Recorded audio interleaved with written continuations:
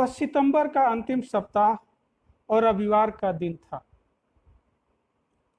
Professor Ghanshyam के घर पर ठीक 5 बजे आक्रमण और प्रदर्शन साथ साथ हुआ था। उस दिन हवा शांत और बेहद सहमी हुई थी। वातानुकूलित कमरों के बाहर हल्की उमस महसूस की जा रही थी।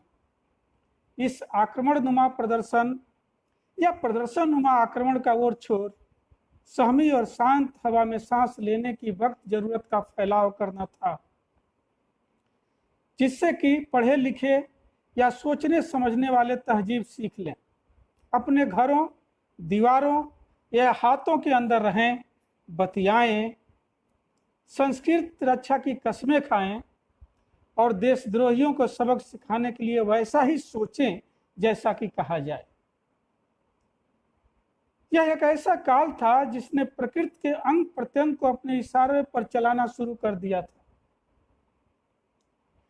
रिमोट कंट्रोल पर नियंत्रण के सहज तरीके इजाद किए गए थे, जिसमें खौफ और भ्रम पैदा करने का एक ही बटन था। प्रदर्शन में शामिल यही कोई 15-20 लोग रहे होंगे, ज्यादातर युवा, उम्र 20 से 40 के बीच।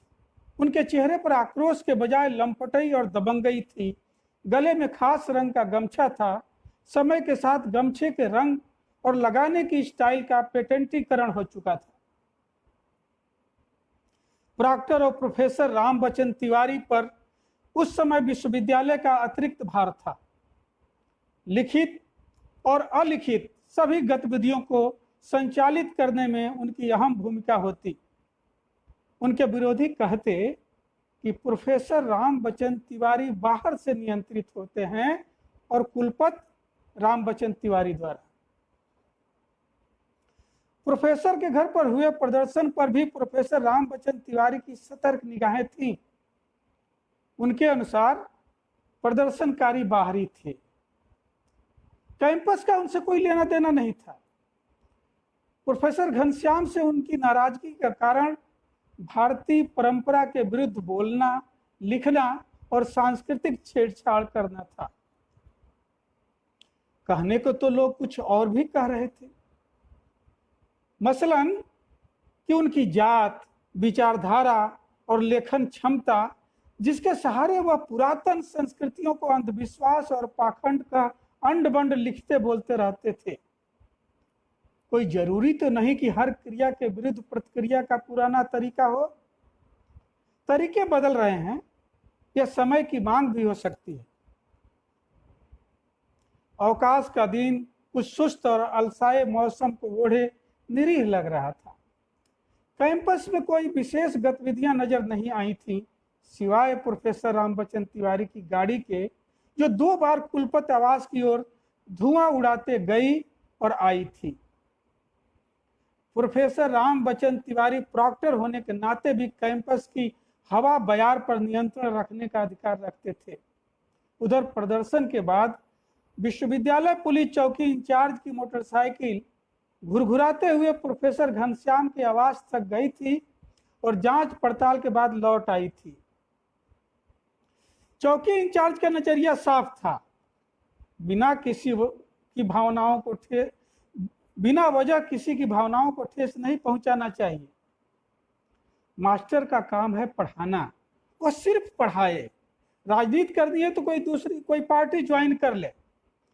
ऐसे मौकों पर हमारी पुलिस अक्सर बाबाओं की तरह प्रवचन की मुद्रा में होती है। माना कि प्रोफेसर घनश्याम सरल हैं, मिलनसार हैं, गरीब छात्रों के बीच लोकप्रिय हैं, मगर इससे उन्हें देशद्रोहियों का पक्ष लेने की छूट तो नहीं मिल जाती। प्रोफेसर तिवारी और चौकी इंचार्ज की बातों में बेहद साम्य था। घटना के बाद प्रोफेसर कॉलोनी के आस पड़ोस के लोगों की कुछ भीड़ जमा हो गई थी। उस घटना के पीछे के कारणों की कड़ी कड़ी जोड़ रही थी। लखनऊ विश्वविद्यालय कैंपस की प्रोफेसर कॉलोनी दूसरी जगहों की तुलना में ज्यादा सुरक्षित और चहल पहल वाली थी। हर मकान के आगे बेतरतीब उगाए गए हैज की कटिंग कर चारदीवारी का निर्माण कर लिया गया था। सामने लोहे का गेट 2 खंभों पर खड़ा था। कटीले तार की एक पंक्ति हैज के साथ साथ बाउंड्री बनाती और जानवरों को लान से बाहर रखने में मदद करती। कुल मिलाकर हर प्रोफेसर के घर परिवार के सदस्य आसानी से लान में खड़े होकर एक दूसरे से बतिया लेते। प्रोफेसर घनश्याम आवास पर नहीं थे। उनकी पत्नी रीना बरामदे में रखे 7 या 8 गमलों में पानी डाल रही थी। उन्होंने कोई माली नहीं रखा था। लान का काम पत्नी निपटा लेते।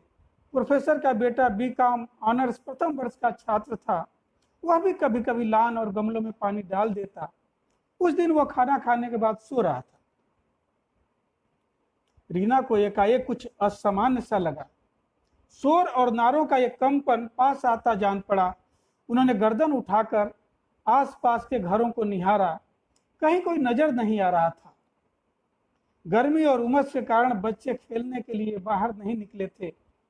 रीना को सामने की सड़क पर एक छोटी सी भीड़ उत्तेजित और हाथ झटकती बढ़ती नजर आई। भीड़ द्वारा लगाए जा रहे नारे तेज होते जा रहे थे। देशद्रोही प्रोफेसर मुर्दाबाद, मुर्दाबाद, मुर्दाबाद। प्रोफेसर घनश्याम होश में आओ वरना पाकिस्तान जाओ। हिंदू एकता जिंदाबाद, जिंदाबाद, जिंदाबाद। प्रोफेसर घनश्याम का नाम सुन रीना कुछ समझती, सतर्क होती या अंदर जाती। तभी जिधर वह पानी डाल रही थी उसके दूसरी ओर एक ईंट का टुकड़ा धड़ाम से गिरा था और छटकते हुए दीवार से जा टकराया था। एक और टुकड़ा आधे मिनट के अंतराल के बाद उनकी आधी टूटी खिड़की को पूरा तोड़ता हुआ प्रोफेसर के स्टडी रूम तक गया था। कमरे में हुई खन की डरावनी आवाज से वह सहम गई और भागकर अंदर गई। झटके से दरवाजा बंद कर लिया। उनकी सांसें एकदम तेज हो रही थी।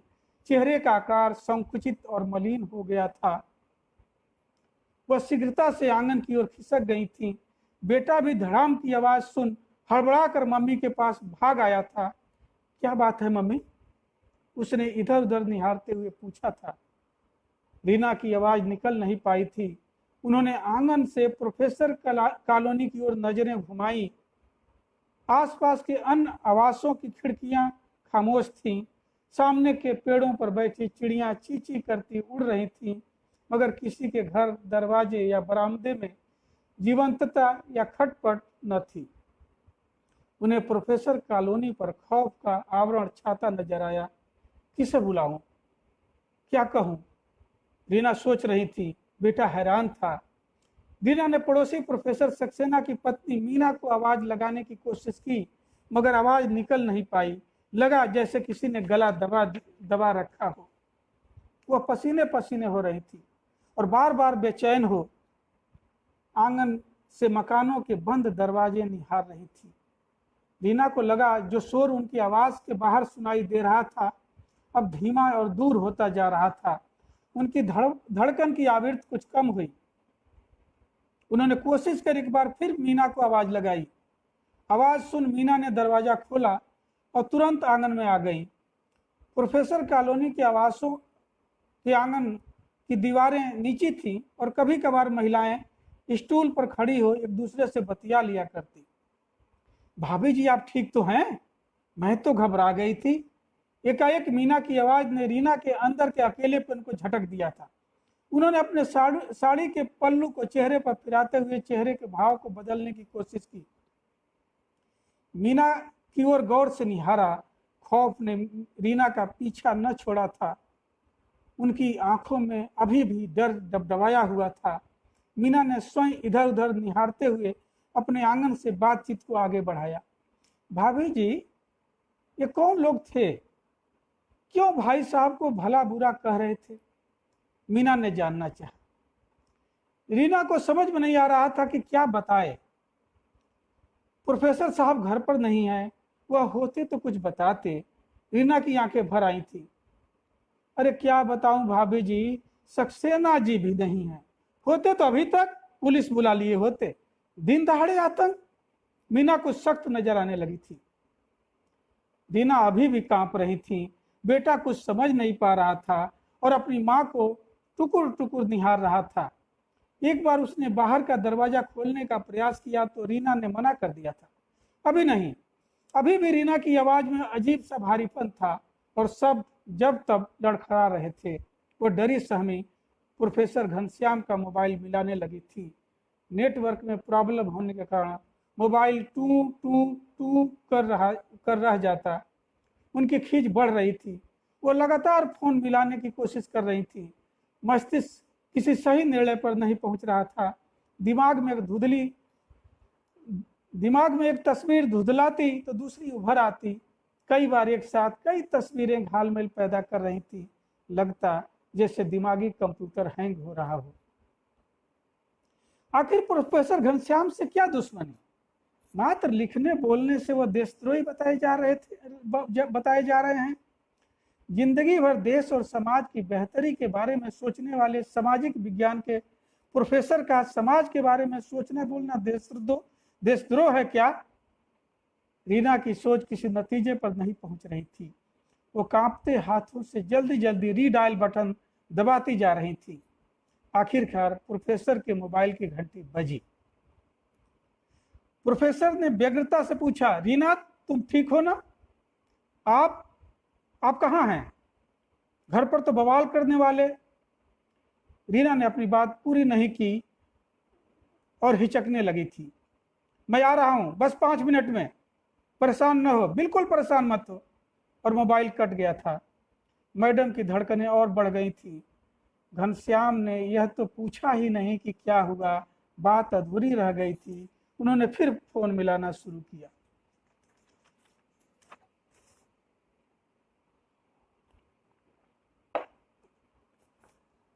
सुनो, तुम अभी मत आना, वे दूर नहीं गए होंगे। मैडम की आवाज कांप रही थी। अरे तुम नाहक परेशान हो रही हो, घबराओ मत, मैं आ रहा हूं। प्रोफेसर की आवाज में दृढ़ता थी। विगत 1 साल से कैंपस का माहौल बिगड़ता जा रहा था। पठन पाठन से ज्यादा तिरंगा फहराने, लाइब्रेरी को बंद रखने, सिलेबस को बदलने और देशद्रोहियों को चिन्हित करने का काम तेज हो गया था। प्रोफेसर तिवारी के निर्देश पर हॉस्टलों में कुछ लोग राष्ट्रवाद की नई परिभाषाएं सिखाने आने लगे थे। मगर प्रोफेसर घनश्याम को अभी भी लगता था कि यह दौर ज्यादा समय तक नहीं चलेगा। कैंपस की गरिमा ज्ञान, चेतना और बहस मुबाहिसों से बनती है। वैचारिक भिन्नता ज्ञान विज्ञान को परिष्कृत करने की जननी है। लोग बाग इसका सम्मान करते रहेंगे। रीना का दिमाग तमाम संभावनाओं को तलाशने में व्यस्त था। विश्वविद्यालय के किसी टीचर की करतूत तो नहीं? बीसी की नजरों में अच्छा दिखाने के लिए? छात्र तो ऐसी करतूत नहीं कर सकते। प्रोफेसर घनश्याम तो लंपट से लंपट छात्रों को प्यार करते हैं। उन्हें ज्ञान से सींच कर शरीफ बनाने में माहिर रहे हैं।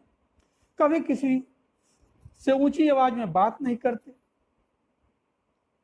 प्रोफेसर तिवारी की तरह केवल अपनी जात के छात्रों को टॉप कराने की मानसिकता से भिन्न काबिल और मेहनती छात्रों को सम्मान देते हैं। उनकी जात का हिसाब नहीं रखते। कैंपस की यह ऐसी घटना थी जिसमें विश्वविद्यालय के किसी विद्यार्थी या छात्र संगठन का हाथ नहीं दिख रहा था। सभी ने प्रोफेसर घनश्याम से कारण जानना चाहा, मगर उनके पास बताने को कुछ खास न था, और जो था वो प्रोफेसर के लिए एक सामान्य बात थी। 4 दिन पहले मर्माहत होकर प्रोफेसर घनश्याम ने डॉक्टर दाभोलकर की हत्या के विरोध में फेसबुक पर एक तीखी टिप्पणी की थी। उन्होंने हिंदू तालिबानीकरण के बढ़ रहे खतरों के प्रति चिंता जताई थी। उसके 1 दिन बाद एक स्थानीय चैनल पर बढ़ती असहिष्णुता की प्रवृत्ति पर तीखा हमला किया था। उन्होंने सत्ता के वर्ग चरित्र पर भी टिप्पणी की थी। हफ्ते भर की यही गतिविधियां थी।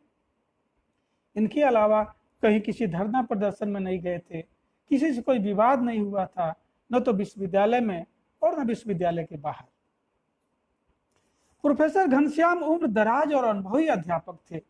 हल्की दाढ़ी, सिर के आधे अधूरे बाल, कुर्ता पैजामा जैसा सादा लिबास, चिंतनशील मनोवृत्ति और सामाजिक आंदोलन में बढ़ चढ़ भाग लेना उन्हें लोकप्रिय बनाए हुए था। वो किसी धर्म या संप्रदाय के प्रति पक्षपातपूर्ण विचार नहीं रखते। इंसानियत पसंद आदमी थे। विश्वविद्यालय में समय पर आना, बिना नागा किए निरंतर क्लास लेना, लड़कों को वैचारिक रूप से परिपक्व बनाना उनकी रुचि थी।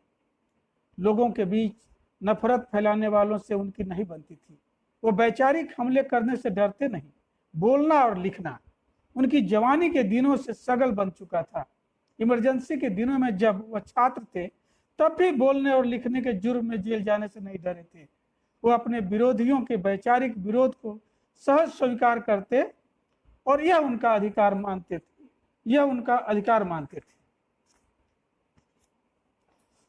2 दिन पहले जब वो अपने विभाग में थे तब भी उनके मोबाइल पर धमकी भरा फोन आया था। ज्यादा चपर चपर मत करो प्रोफेसर, साले, कमीने, कुत्ते। आवाज की अराजकता से अचानक उनके चेहरे के भाव सख्त हो गए थे। उन्हें ऐसी बातें सुनकर घिन हुई थी। कौन है तू? उन्होंने सख्ती से पूछा था। साले वामपंथी, नहीं चुप होगे तो समझा दिया जाएगा कि हम कौन हैं। अक्ल ठिकाने लगा दिया जाएगा, समझे? और फोन कट गया था। तो इसका मतलब यही निकाला जा सकता है कि प्रोफेसर घनश्याम ने हिंदू कट्टरपंथियों के विरुद्ध जो कुछ कहा और लिखा है उसी की प्रतिक्रिया में यह सब किया गया है। प्रोफेसर रामबच्चन तिवारी इसे स्वीकार नहीं करते। कहते यही वामपंथियों का सेकुलरवाद है। वे हर अपराध को हिंदुओं पर बढ़ने का दर्शन जानते हैं। अरे भाई, यह किसी ऐसे संगठन की चाल भी तो हो सकती है जो हिंदू संगठनों को बदनाम करना चाहता हो। वह हफ्ता तनाव भरा गुजरा था। रीना को याद है प्रोफेसर घनश्याम डॉक्टर दाभोलकर की हत्या के बाद किस तरह तनाव से गुजरे थे। कई दिनों तक उन्होंने ठीक से खाना नहीं खाया था। सिगरेट पर सिगरेट जलाए जाते, घंटों कमरे से बाहर नहीं निकलते। उन्होंने मेज पर पड़े एक कागज पर लिखा था, डॉक्टर दाभोलकर की हत्या करने वाले दरिंदे हाई ब्रीड नस्ल के हैं। इस हाई ब्रीड प्रजातियों को तैयार करने में न जाने कितनों के डीएनए से छेड़छाड़ की गई है, कितनों का रक्त मिलाया गया है और तब जाकर ऐसे दरिंदे पैदा किए गए हैं जो मात्र अपनी प्रजातियों को पनपने के लिए वैज्ञानिक विचार रखने वाले डॉक्टर दाभोलकर की हत्या करने का काम किए होंगे। यह सब अतीत की वर्णवादी अराजक सत्ता की पुनर्वासवी की तैयारी के लिए किया जा रहा है। रविवार को उनके घर पर हुआ प्रदर्शननुमा आक्रमण समुद्री ज्वार भाटे की तरह गुजर गया था। एक बार फिर पुलिस प्रोफेसर के घर छानबीन के लिए आई। कैंपस में पुलिस चौकी प्रोफेसर कॉलोनी से 100 कदम दूर थी। प्रदर्शन के समय भी चौकी इंचार्ज आ सकता था। ऐसा संभव ही नहीं कि नारेबाजी की आवाज चौकी तक न पहुंची हो। छानबीन के लिए आए पुलिस वाले ने प्रोफेसर को नसीहत दी थी, सर जी, अनावश्यक विवाद न खड़ा कीजिए। पढ़ाने लिखाने के अलावा आप जो राजनीति करते हैं उससे ये लोग नाराज होते हैं। कौन लोग? प्रोफेसर ने जानना चाहा। अरे यही जो आए थे। धार्मिक लोगों की भावनाएं आहत होती हैं। मेरी भी तो भावनाएं इन लोगों से आहत होती हैं। आप कुछ उल्टा सीधा लिखेंगे तो दूसरों को खराब लगेगा ही, और मेरे बोलने लिखने पर पाबंदी लगाने का उन्हें अधिकार मिल जाएगा। आप समझते क्यों नहीं आजकल? और पुलिस वाले ने बात गटक ली थी। प्रोफेसर एकटक पुलिस वाले को निहारते रह गए थे। कुछ बोले नहीं थे। बोलने का न तो समय था और न माहौल। तफ्तीश के बाद एफआईआर दर्ज करने में ना नुकुर हुई थी।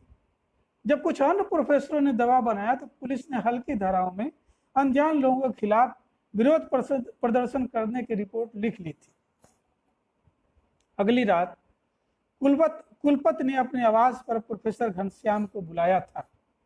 उन्होंने घनश्याम को समझाते हुए धमकाया था, प्रोफेसर घनश्याम, ये हिंदू तालिबान क्या होते हैं?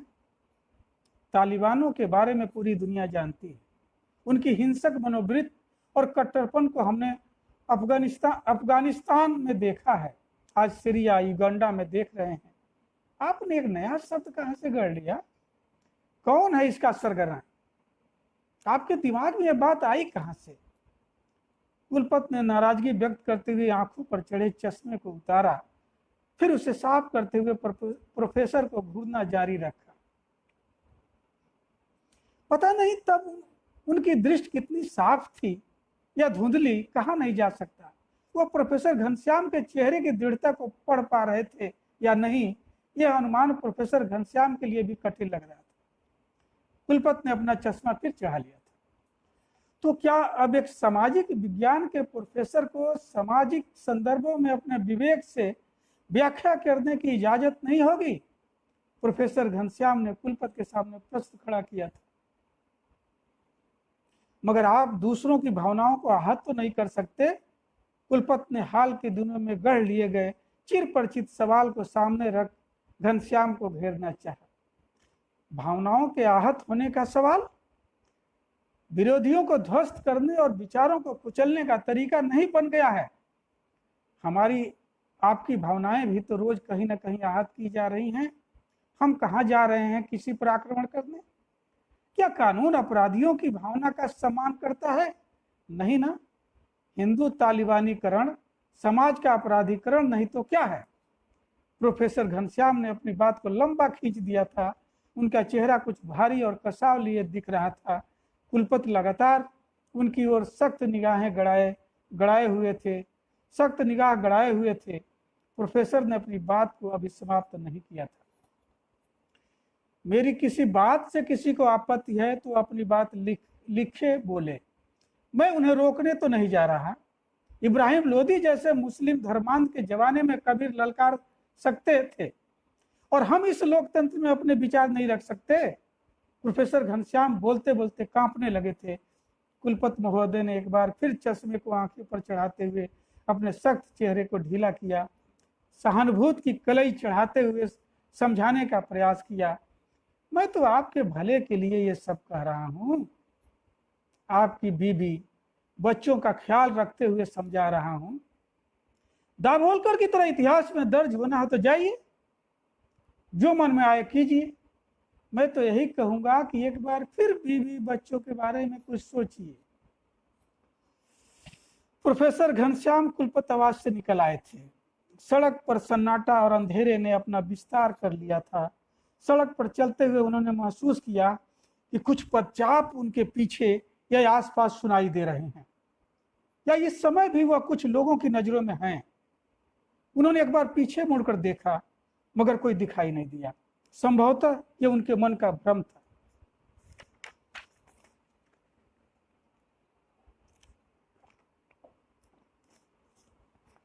पहली बार उनके अंदर डर उतरता जान पड़ा। उन्होंने अपने कदमों को सचेत किया और जल्दी से घर की ओर बढ़ चले थे। प्रोफेसर घनश्याम कुछ चिड़चिड़े होते जा रहे थे। रीना को याद है कि एक दिन प्रोफेसर घनश्याम सोचते सोचते किस तरह उत्तेजित हो गए थे। वह उत्तेजना उनके अंदर अनायास पैदा नहीं हुई थी। कई दिनों से मन में जमा हुए गुस्से और दुख का मिला जुला स्वरूप था। रीना को याद है उनका शरीर कांपने लगा था। वह जिन अंगुलियों से कलम पकड़ते थे वे अकड़ने लगी थी। रीना ने सोचा कि शायद कीबोर्ड पर काम करने से ऐसा हुआ हो। कौन है? एकाएक प्रोफेसर चिल्ला पड़े थे। रीना घबरा गई थी। अरे कोई नहीं, मैं हूं, मैं। और प्रोफेसर की बांह पकड़कर हिलाने लगी थी।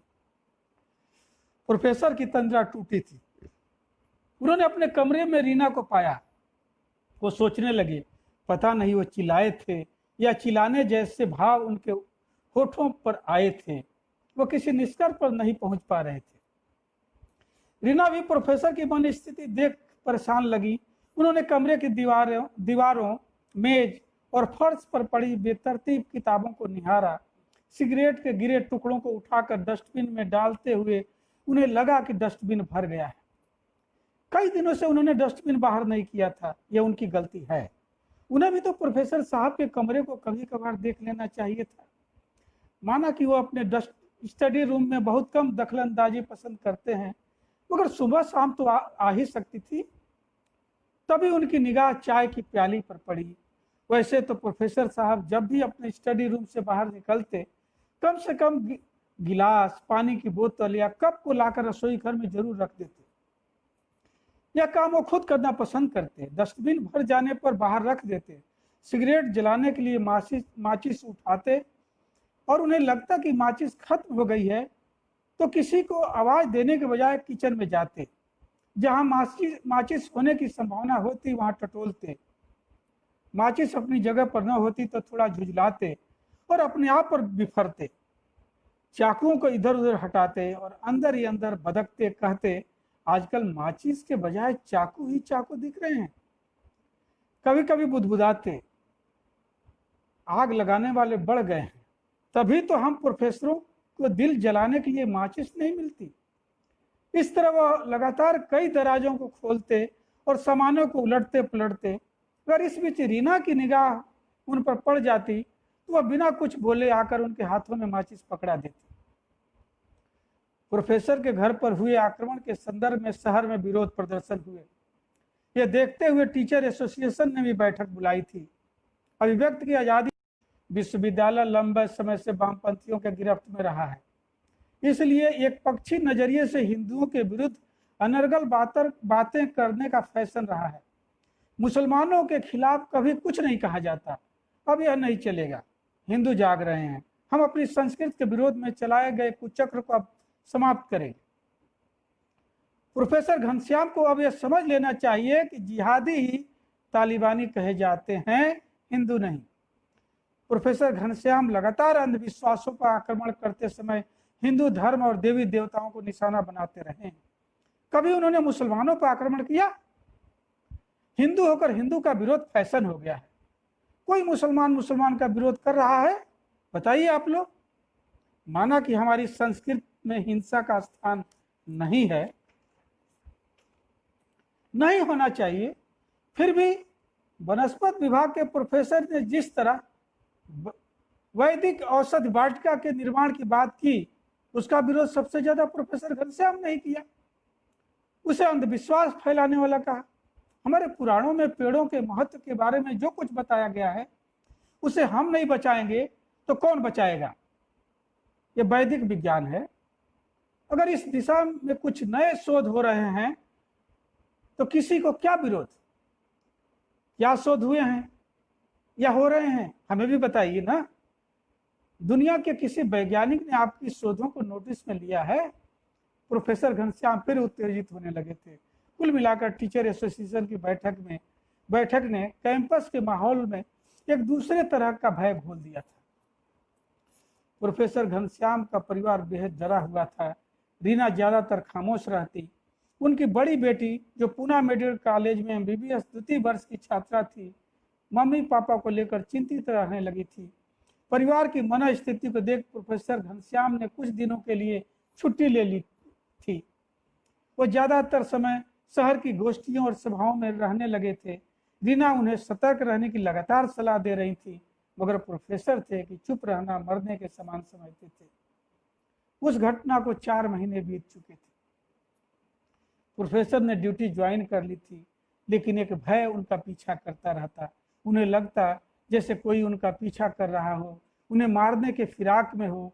हर ओर उन जैसे लोगों को मारने की कोशिश हो रही है, चाहे वे नास्तिक हों या आस्तिक। जो कट्टर नहीं या जो पाखंडों को खंडित करने का साहस करेंगे, उन्हें खत्म कर दिया जाएगा। एक पूरी नस्ल इसी मकसद से धरती पर उतार दी गई हो। जैसे बांग्लादेश में कितने लेखक ब्लॉगर्स मारे गए, पाकिस्तान में तो इस निंदा जैसा विवादित कानून जब चाहे जिसे चाहे फांसी पर झुला सकता है। बोलना लिखता जैसे अपराध बन गया है। इस बीच हैदराबाद के एक अन्य लेखक कांचा इलैया पर हुए आक्रमण से ने स्पष्ट कर दिया था कि पाखंडों से लड़ने वालों का कोई स्थान नहीं है। इसलिए वह और ज्यादा डर गए थे और ज्यादातर अपने विभाग में पड़े रहते। विश्वविद्यालय में उन्होंने स्वयं को अकेला कर लिया था। उन्होंने देखा था कि विश्वविद्यालय टीचर एसोसिएशन ने इस मामले में ज्यादा कुछ नहीं किया था। कुछ दिन विरोध सभा के बाद मामला शांत हो गया था। अब यहाँ से कहानी का थोड़ा सा विषय चेंज हो रहा है, बदल रहा है। इसको ध्यान दीजिए। पिछले शनिवार को प्रेस क्लब में आयोजित एक गोष्ठी में भाग लेने गए थे। गोष्ठी शाम को 7 बजे समाप्त हुई थी। प्रोफेसर घनश्याम वहां से उठे तो कॉफी हाउस चले गए थे। वह अकेले थे और कॉफी हाउस में एक कोने की टेबल पर बैठकर कॉफी का ऑर्डर किया था। तभी उन्हें लगा कोई सामने के दरवाजे पर खड़ा घूर रहा है। अंधेरा शाम को बेदखल करने की दिशा में बढ़ रहा था। और वह घूरने वाले युवक का चेहरा साफ साफ नहीं देख पा रहे थे, मगर इतना तो स्पष्ट था कि युवक की उम्र 26-27 के आसपास रही होगी। उसके हाथ में कोई चीज थी, कट्टा या पिस्तौल हो सकता है। वो ठीक ठीक अनुमान नहीं लगा पाए थे। उनके अंदर एक बार फिर खौफ की सर्द हवा ने प्रवेश किया। वो सिहरे। उन्होंने अपनी निगाह दूसरी ओर की और काफी को जल्दी जल्दी पीना शुरू किया। वह अब अशांत लग रहे थे, शायद अंदर से डरे हुए भी। कौन हो सकता है? उन्होंने अपने मन में सवाल किया। कोई भी हो सकता है। आजकल धार्मिक उन्मादियों को नास्तिक पसंद कहाँ। कोई भी सिरफिरा। जैसे फ्रांस में एक जालिम ने मनुष्यता को ट्रक से रौंद दिया। प्रोफेसर ने एक सिगरेट सुलगाने के लिए निकाला, मगर आसपास बैठे लोगों का ख्याल कर पुनः डिब्बे में रख दिया। सोचने लगे, आज की गोष्ठी में भी तो उन्होंने धार्मिक उन्मादियों पर ही आक्रमण किया था, वे ही किसी को पीछे लगा दिए हों। प्रोफेसर तिवारी भी तो नहीं, प्रोफेसर तिवारी हत्या कराने जैसी बात नहीं सोच सकते। प्रोफेसर घनश्याम के अंदर उमड़ रही आशंकाएं कैंसर की कोशिकाओं की तरह नियंत्रित हो रही थी। हो सकता है फासिस्टों ने किसी हत्यारे को पीछे लगा दिया हो सकता है हत्यारा उनके बाहर निकलने की ताक में हो या हत्या करने का उपयुक्त समय तलाश रहा हो। वो जैसे ही दरवाजे की ओर बढ़ेंगे, ठाई से गोली चला देगा। सोचते सोचते प्रोफेसर कांपने लगे थे। वे स्वयं पर झुंझलाते। पता नहीं आजकल उनके दिमाग में क्या क्या चलता रहता। आखिर वह ऐसा क्यों सोच रहे हैं? वो स्वयं से पूछते। हमेशा नकारात्मक सोच। संभव है कोई उनसे मिलना चाहता हो। उनकी ख्याति ऐसी है कि दूर दूर से लोग मिलने आते हैं। प्रोफेसर ने एक बार फिर अपनी गर्दन दरवाजे की ओर घुमाई। दरवाजे पर अब युवक नहीं दिखा।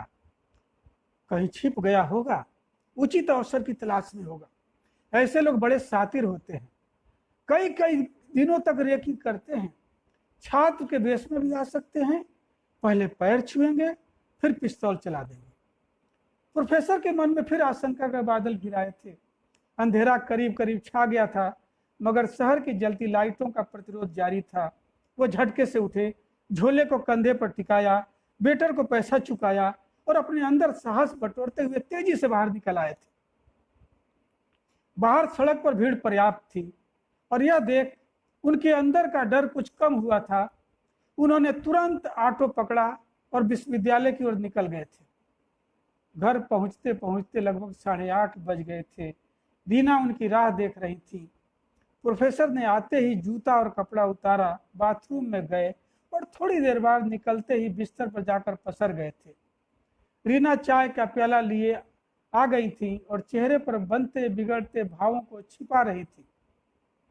शाम को जब भी प्रोफेसर घर से बाहर होते या देर रात लौटते, रीना चिंतित हो जाती। कई बार उन्होंने टोका भी था कि देखो, रात होने के पहले लौट आया करो, ज्यादा से ज्यादा 7 बजे तक। प्रोफेसर ने सुना था मगर कुछ जवाब नहीं दिया था। कुछ देर तक घूरते रहे थे और दोनों में सहमत के अंकुर फूट रहे हों। प्रोफेसर तिवारी जी का फोन आया था। रीना ने प्रोफेसर घनश्याम को बताना चाहा। कब? कुछ देर पहले ही, यही कोई 8 बजे। क्या कह रहे थे? तुम्हें पूछ रहे थे। मैंने बता दिया कि शहर के कार्यक्रम में गए हैं। यह सुनकर बोले, अरे हाँ, प्रेस क्लब में आज फिर जहर उगलने गए होंगे। फिर कुछ रुक कर बोले, भाभी जी उन्हें समझाइए, दुनिया भर की राजनीति से बचने को कहिए। वह तो मुझे दुश्मन समझते होंगे, पर मैं उनके लिए चिंतित रहता हूँ। धर्म के मामले में अनावश्यक छेड़छाड़ ठीक नहीं होती। इससे मुसलमानों का दिमाग और खराब होता है। खुराफात वे करते हैं और आपस में हम उलझे रहते हैं। देख रही है ना, दुनिया में कितने फिदाइन हमले हो रहे हैं। हमें एक होकर रहना चाहिए, तभी जिहादी डरेंगे। जहां तक आपके घर पर प्रदर्शन का सवाल है, अब ऐसा नहीं होना चाहिए। मैंने चौकी इंचार्ज को हिदायत दे दी है, फिर भी आप सतर्क रहिए। घर पर भी कोई मिलने आए तो ऑफिस में मिलने को कहिए। रात में किसी अनजान व्यक्ति से कतई मिलने को न कहिए। मैं भले ही उनके विचारों को पसंद नहीं करता, उनका आलोचक हूँ, मगर उनके लिए चिंतित रहता हूँ। अच्छे विचारकों में से एक हैं प्रोफेसर घनश्याम। उन्हें कुछ हो गया तो विश्वविद्यालय की क्षति तो होगी ही, ये वामपंथी हिंदू तालिबानियों का कृत्य बताकर माहौल खराब करेंगे। ओह, और हा हा करके हंसने लगे थे प्रोफेसर। अच्छा मजाक कर लेते हैं तिवारी, कभी कभी सहानुभूति भी दिखाते हैं। इनकी दोस्ती और दुश्मनी में फर्क करना बड़ा मुश्किल है। खैर, तुमने क्या कहा? कुछ नहीं, मैंने उन्हें धन्यवाद दिया और कहा ठीक है भाई जी। मित्रों, अंतिम पैरा चल रहा है, 2 पैरे। खाना खाने के बाद लॉन में टहलने के लिए प्रोफेसर घनश्याम ने हमेशा की तरह दरवाजा खोला। अभी वो 2 कदम बढ़े ही होंगे कि उन्हें हैज के बाहर एक आकृति दिखाई दी। एक बेहद खतरनाक आकृति, हाथ में कुछ पकड़े हुए, जैसे AK-47 हो। उनका मन कांप गया। वो उल्टे पांव झट अंदर आ गए, दरवाजा बंद कर लिया, तेजी से अपने कमरे की ओर बढ़े और खिड़की का पर्दा हटाकर आकृति की ओर आंखें गड़ा दी। रीना भी बाहर निकलने की तैयारी में थी, मगर प्रोफेसर को झटके से अंदर आते देख ठहर गई। अभी वो किसी निष्कर्ष पर पहुंचती कि घंटी बज गई थी। रीना रुको, दरवाजा मत खोलना, प्रोफेसर ने तेज आवाज लगाई थी। फिर उन्होंने रीना को अपनी ओर बुलाते हुए खिड़की से कुछ दिखाने का प्रयास किया था। देखो, बाहर कोई बदमाश है, शायद वह हैज के पीछे छिपा था। उसे पता था कि हम खाना खाने के बाद लॉन में टहलते हैं। वो इस इंतजार में था कि हम लॉन में आए और वो गोली का निशाना बना दे। वो तो अच्छा रहा कि फौरन नजर पड़ गई। आकृति उसी युवक की तरह थी जो अभी कुछ घंटे पूर्व कॉफी हाउस के बाहर दिखा था। जी हाँ, ठीक वैसा ही। अच्छा, रीना सहम गई। उनके मन में प्रोफेसर तिवारी की बातें उतर आईं। तभी एक बार फिर घंटी बजी थी। पुलिस इंचार्ज को फोन करो, रीना ने बाहर झांकते हुए बिना किसी नतीजे पर पहुंचे हड़बड़ा कर कहा। ठीक है। प्रोफेसर ने कांपते हाथों से पुलिस चौकी इंचार्ज को नंबर डायल किया था। हेलो इंचार्ज साहब, मेरे घर के बाहर कोई है, कोई शाम से मेरा पीछा कर रहा है, शायद शहर से पीछा करते करते घर तक आया है। घबराहट में प्रोफेसर की आवाज लड़खड़ा रही थी। आप दरवाजा मत खोलिए, मैं पहुंच रहा हूं, चौकी इंचार्ज ने हिदायत दी। चौकी इंचार्ज ने इस बार फुर्ती से प्रोफेसर कॉलोनी में प्रवेश किया था और प्रोफेसर आवाज से दूर मुख्य सड़क की ओर जाते एक युवक को धर दबोचा था। आखिर पकड़ा गया। चौकी इंचार्ज मन ही मन खुश हुआ था। चौकी इंचार्ज की मोटरसाइकिल की आवाज सुन प्रोफेसर बाहर आ गए थे। सर सर सर, युवक ने प्रोफेसर की ओर देखते ही कुछ कहने की कोशिश की थी। चुप, सर के बच्चे, इंचार्ज चिल्लाया था। आप और अंदर जाइए सर, मैं इसे चौकी ले जा रहा हूं, अब सारा राज उगलवा कर रहूंगा। चौकी इंचार्ज ने युवक को खींचते हुए अपनी बाइक पर बैठा लिया था। प्रोफेसर को मारने आए एक आतंकी को पुलिस ने गिरफ्तार कर लिया है, यह खबर पल भर में फैल गई थी।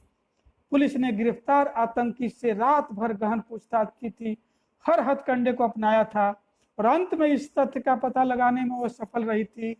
यह फौजी आतंकी विगत 2 दिनों से प्रोफेसर घनश्याम का पीछा कर रहा था। उफ, फौजी आतंकी एक साथ 2 निशाने लगाने के फिराक में था। एक तो प्रोफेसर की हत्या और दूसरा आरोप हिंदू संगठनों के माथे मढ़ना। प्रोफेसर तिवारी ने इस मौके का पूरा इस्तेमाल किया था। इस घटना के अगले दिन ही प्रोफेसर घनश्याम के पास अलीगढ़ विश्वविद्यालय के प्रोफेसर यमन खान का फोन आया था।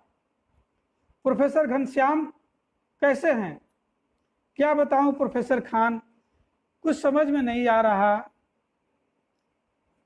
क्या बताऊं प्रोफेसर खान, कुछ समझ नहीं पा रहा हूं कि हम आप जैसे रहेंगे इस समाज में, कैसे जिएंगे अब। हम क्या बोलें क्या लिखें सबका हिसाब रखा जा रहा है, लोग जान के पीछे पड़े हैं। बिल्कुल सही फरमा रहे हैं आप, समय खराब है मगर आप जज्बाती दिख रहे हैं। खैरियत तो है? जज्बाती कहिए या डरपोक, कुछ लोग मेरी हत्या कराना चाहते हैं। क्या कह रहे हैं आप? मैं ठीक कह रहा हूं। आपके यहाँ भी तो चलिए सतर्क रहिए, इस दौर को भी झेला जाएगा। अरे छोड़िए इन बातों को, बहुत दिनों बाद याद किया आपने, बताइए क्या हाल है? खैरियत तो नहीं कह सकता, सारी यूनिवर्सिटी को सुलगाया जा रहा है, मगर छोड़िए। मैं फोन इसलिए कर रहा हूं कि मेरा एक प्रिय छात्र रियाजुल खान और आपका भी फैन है, बेहद गरीब मगर इंटेलिजेंट छात्र है, लखनऊ गया है आपसे मिलने। वो कबीर दर्शन पर सूफीवाद का प्रभाव विषय पर शोध कर रहा है। अपनी थीसिस सबमिट करने के पूर्व आपको दिखाना चाहता है। मुझसे कहा था कि सर फोन कर दीजिएगा, मगर मैं भूल गया था। संभवतः वो आपसे मिला हो या मिलने वाला हो, देख लीजिएगा। प्रोफेसर खान ने अनुरोध किया था। क्या? प्रोफेसर के हाथ कांपने लगे थे, आंखों के सामने अंधेरा छाने लगा था।